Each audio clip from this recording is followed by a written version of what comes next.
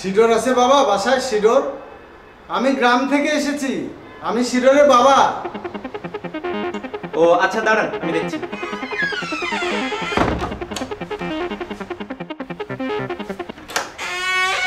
চাচা ভিতরে আসেন। আসসালামু আলাইকুম বিয়ান। ওয়ালাইকুম আসসালাম, বসেন।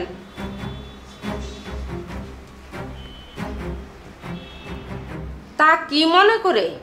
শিডোরের মা খুব অসুস্থ, এই বারবার বলছিল যে ছেলেটাকে একটু দেখে আসতে, তাই দেখতে আনো। আপনাকে তো আমি আগেই বলেছি এইভাবে ঘন ঘন আপনি আমাদের বাসায় আসবেন না। আপনার ছেলেকে অজ পাড়াগাঁয়ে থেকে তুলে নিয়ে এসে যে উচ্চ স্থানে আমি বসিয়েছি, যে সম্মান তাকে দিয়েছি, সেটা আপনি যদি ঘন ঘন আসেন তাহলে কিন্তু আমাদের পরিবেশে এটা যায় না, আমাদের স্ট্যাটাসে বাদে। আপনি কেন বোঝেন না? আপনাকে আর কি করে বুঝিয়ে বলবো বলেন তো? আপনি কি করে বললে আপনি বুঝবেন? আপনার টাকা পয়সা লাগলে আপনি আমাকে বলবেন, আমি টাকা পয়সা দিয়ে দিব, তাও আপনি এভাবে ঘন ঘন আসবেন না। আমাদের সোসাইটিতে এটা বাধে, আপনি কেন বোঝেন না? কি যাতা বলছেন বিয়ান? আমি টাকা পয়সার জন্য কেন আসবো? আমি এসেছি ওই আমার ছেলেটার সঙ্গে দেখা করার জন্য। আপনাদের এরকম নিচু ক্লাসের লোকদের আমি ভালো করেই চিনি। আপনারা বলেন যে টাকা পয়সা লাগবে না, আবার দেখা যায় সে টাকা পয়সা দিলে আপনারা না নিয়ে পারেন না। গরিব হতে পারি বিয়ান, কিন্তু টাকার জন্য বারবার এই ছেলের কাছে আসবো, এটা আপনি কি কথা কন?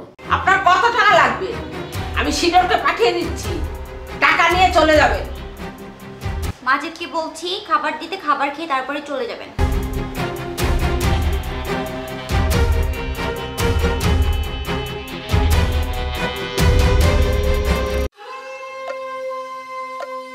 শোনো বাবা, তোমার বাবা এসছে টাকা নিতে, কত টাকা দিবে না দিবে যাও দিয়ে এসো, আর নিষেধ করে দেবা এভাবে যেন ঘন ঘন আমার বাসায় না আসে।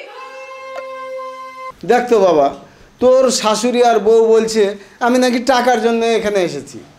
তোর মা অসুস্থ, বারবার কান্দে কাটে আমাকে বললো যে ছেলেটাকে দেখে আসো, তাই আমি তোকে দেখতে এসেছি।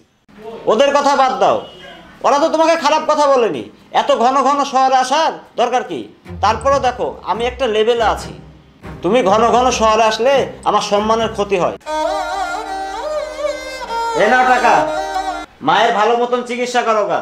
আর শোনো, আমাকে দেখার জন্য শহরে ঘন ঘন আসার দরকার নাই, বুঝতে পেরেছো?